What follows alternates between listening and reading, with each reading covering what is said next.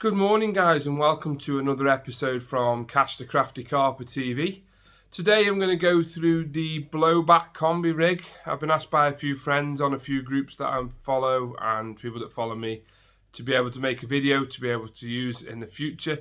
I haven't used a combi rig before, so I wanted to add this to my arsenal for the coming season.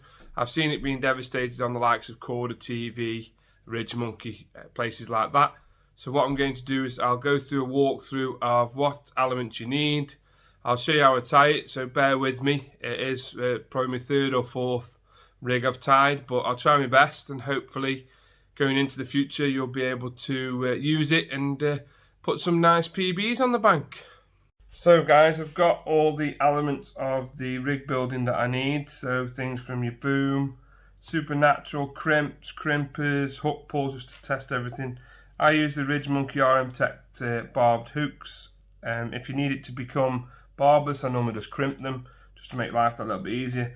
Pick dark matte putty. As you can see, I've already made rigs, so it goes from the boom about 6 inches long. Then I create a blowback rig using the supernatural, but it can be any kind of braid. So what I'll do is I'll go through the braided side of things to make the blowback. I also make a loop, as you can probably see, just so I can unloop from the boom. This will then be able to make more just these blowback parts, so I can unhook them, hook them back on, change of hook, change whatever's needed. So what I'll start off with is, I'll start off with the supernatural, so let me move everything out of the way. So I always keep a boiler or a wafter as preference, so I'm making the blowback rig as long as I need to. I've got a rig ring as well. I use the Corda oval ones, which are pretty good. I also use dark matter putty as well. It can be any putty. You can pick it up from Ridge Monkey, pick it up from Bargain Tackle and Dips, who my cousin is sponsored by. They do supply it, and they can supply nearly everything you need as well if you want to do it without going through the big guys' names. So start off with supernatural. I'll get a piece about 9 inches long. Braid is always hard to cut, so keep it nice and tight. What I'll do is I'll make a standard loop so it makes the hair for the blowback rig. Now this is always quite difficult for me because I've got big fingers, so use your boiler needle to hook the loop through, and boom, presto, first time. That's always a first. So there's your loop, which you'll add your boiler to, which is your standard hair. I won't tag off the tag ends just yet. So what I'll do then is I'll get my hook, which, like I say, I'm using RM Tech Ridge Monkey. These are beaked, which is a nice curve for any blowback rigs, for wafters, bottom baits, whatever. So what I tend to do now is I'll get the wafter, pop it through, pop it onto the loop that you've made. That's easier said than done. So as you can see, I just leave a little tiny bit out because that's where your hair stock would normally be. Go to the other end of your braid, put on your rig ring. Here, like I say, big fingers makes everything a bit harder. Push that through there. Now what I tend to do now is I'll hook the rig ring onto the hook. Now this is a backwards way, so hook it down first so that it sits behind the hook. Pull the wafter up where it needs to be, where you want it to sit. So I would say roughly about a couple of mil off the base of the hook always does me. The rig ring level with the top of the beak of the point. So I'll hold that tight. Now a lot of people do this different ways, but what I do is I'll loop that over the wafter, and it'll leave a hole. Grab the other end, push that through the loop that you've made, and you can quite see this. It forms a loop there, round through. Now this should just be a standard granny knot now. This will go onto the rig ring. So I'll pull that nice and tight. See, it didn't work this time, so let's try again. So pull that like that, like so. The professionals make this look too easy for me. So round we go again, try again. Through the loop.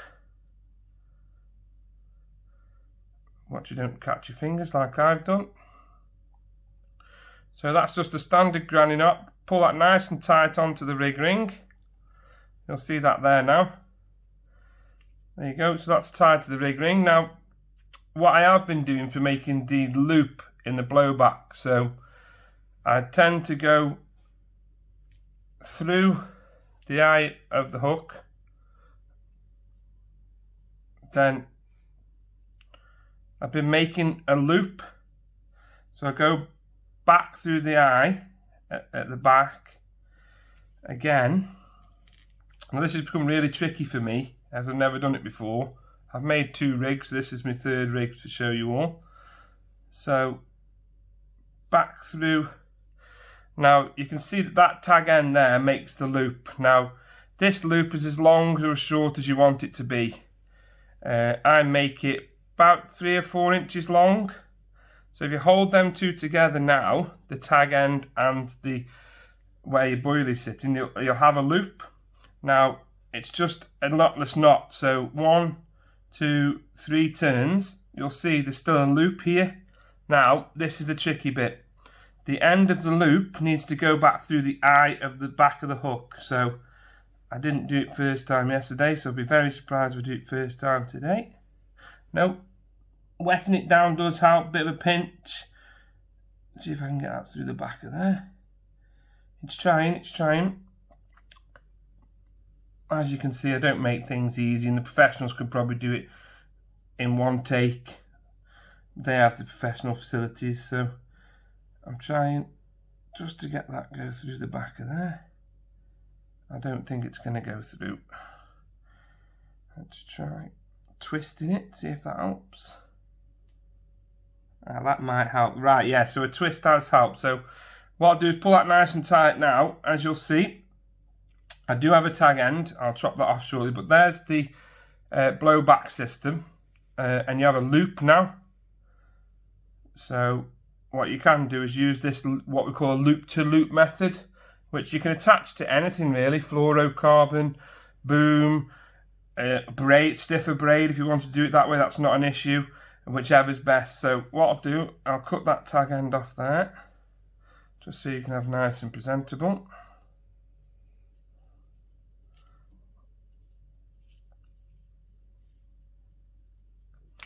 Okay, and I'll cut the tag end off by the boilie as well.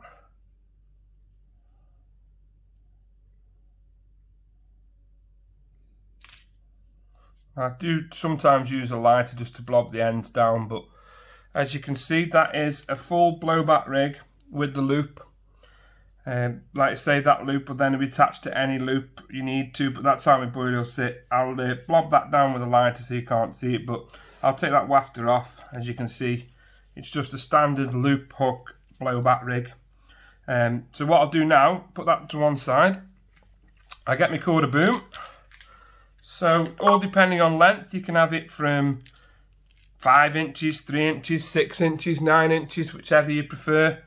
I normally go for about 5 or 6 inches. That seems to be the best for me, but all depends on the water you're fishing. If you want to go to 9 inches, I've got 9-inch length to use as well. 6 inches, 7 inches, it doesn't matter. So I've got the small crimps here for the quarter boom because I'm using the 25 pound. So as Ali Median, that lot may have showed you from quarter, Danny Fairbrass, so and so. Push the boom through one end, make it loop, push it back through the bottom. Okay, so you've made a loop. So this loop will be used for the attaching to your main line. So you can do that. I use a lead clip system, so I have a quick chain swivel I'll just hook it onto. Now with the crimps, I first learnt the hard way that the best way to do it, but now I know how to do it. So with this being a small crimp, you use the front of the small crimps that come with quarter.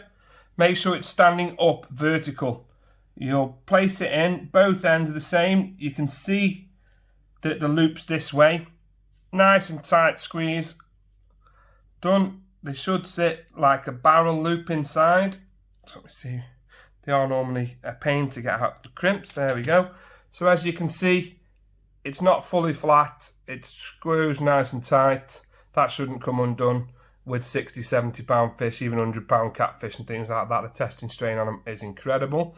So what I'll do is I'll do the same at the other end. So again, grab your crimp, push it through one end,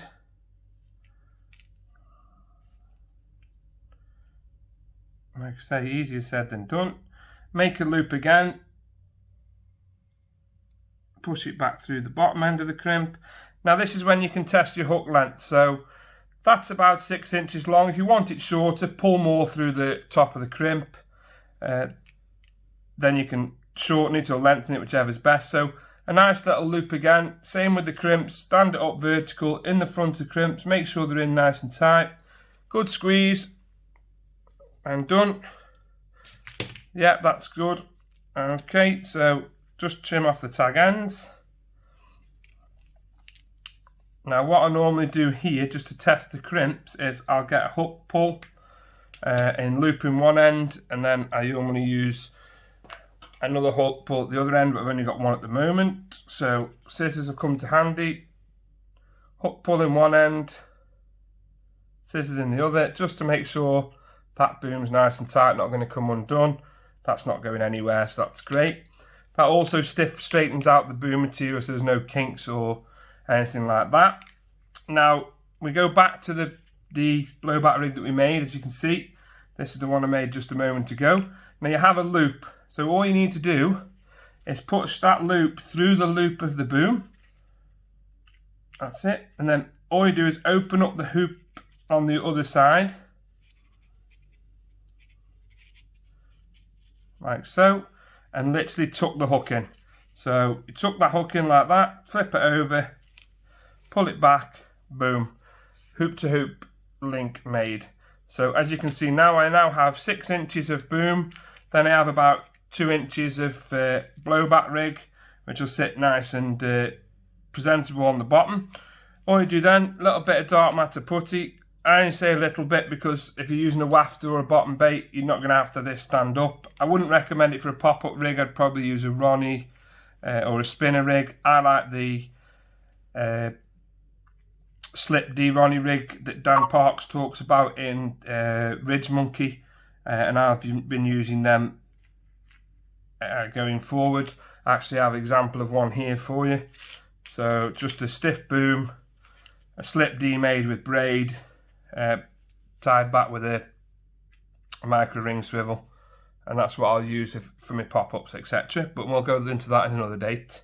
So that made now, I've just rolled a bit of tiny putty over the crimp at the top, so that just gives added weight. So what will happen is when you put your hook bait on and you cast out, this stiff boom will push away, your wafter will sit proudly there, or your bottom bait, whichever one you're using, will sit proudly there, and hopefully that big fish will come along.